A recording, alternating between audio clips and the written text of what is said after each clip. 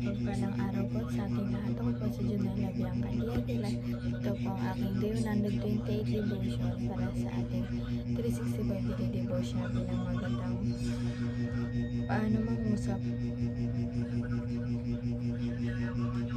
mangusap ang Diyos. At ang topic po natin yan ay God breathed. God breathed.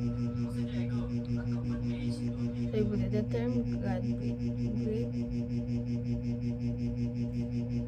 comes from 2 Timothy chapter 3 verse 16 and teaches us that all scripture is literally breathed out by God. This means the Bible is not merely human writing but the very word of God. It carries divine authority, eternal truth, and life-changing power. When we read the Bible, we are hearing the voice of God Himself. At ang Bible verse natin matatagpuan sa 2 Timothy chapter 3 verses 16 to 17. All scripture is God-breathed and is useful for teaching, rebuking, correcting,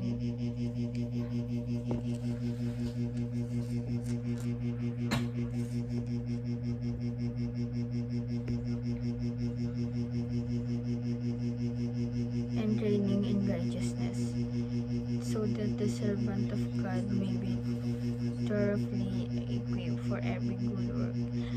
Ang lahat ng kasulatan ay kinasihan ng Diyos at kapakipakinabang sa pagtuturo ng katotohanan, sa pagsaway sa kamalian, sa pagtutuwid sa likong gawain at sa pagsasanay para sa matuwid na pamumuhay, upang ang lingkod ng Diyos ay maging ganang patanda sa lahat ng mabubuting gawain. At ang teachings pa rin ay number 1, the Bible is timeless truth in a changing world. Diba? Yung kahit pabago-bago yung mundo, diba? Pero yung isa lang hindi talaga nagbabago. Ito yung Biblia na tinuturo sa atin ng katotohanan, hindi po yung magbabago. Kung ano yung katotohanan sa Biblia ay yun of as is na po yun. Diba? Kung ano yung nalalaman doon, nangyari po yun, wala pong ano doon, wala pong yun doon na kamalian na sinulat doon. Lahat nung sinabi ng ating Panginoon, isinulat po yun doon lahat. Diba? Ayun talaga yung timeless truth ng Biblia. Number 2 po, the Bible is the breath of God speaking to us. Ito po, yung Bible kasi parang ayun po yung buhay ng ating Panginoon, which is parang buhay din natin na parang yun din yung way ng ating paghinga pag nababasa tayo ng Biblia, diba? Kasi parang ang gaan sa pakiramdam pag nababasa ka ng Bible, nababasa ka ng salita ng ating Panginoon para mapakalma ka niya. At syempre parang maayos din yung sarili mo, diba?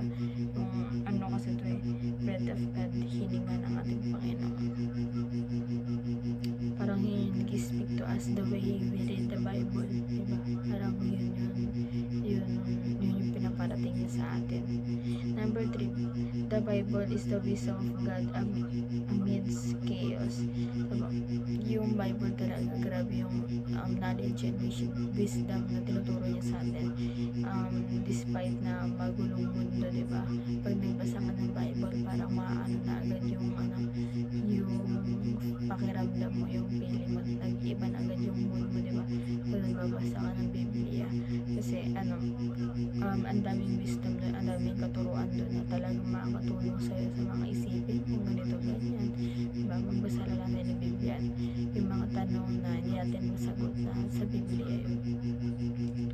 Application naman po, paano ito ma-apply sa ating buhay. Number 1, stand firm on God's word. Ito po, talaga tayo talagang parang pag pinagpurihan natin ng ating Panginoon, dapat talaga tayo stand talagang talaga tayo nanampalataya tayo sa Kanya, talagang tawag dito, talaga nang ninindigan tayo sa pananampalataya natin sa Kanya. And number 2 po, shape your life with God's wisdom. Ito po, iayon natin yung buhay natin sa katuruan natin pa sa wisdom na tinuturo niya sa Biblia. Ialin natin yung buhay natin doon na pag sa tingin natin yung buhay natin parang magulo, ganun, daming problema, madami tayong isipin na i-restore natin yung buhay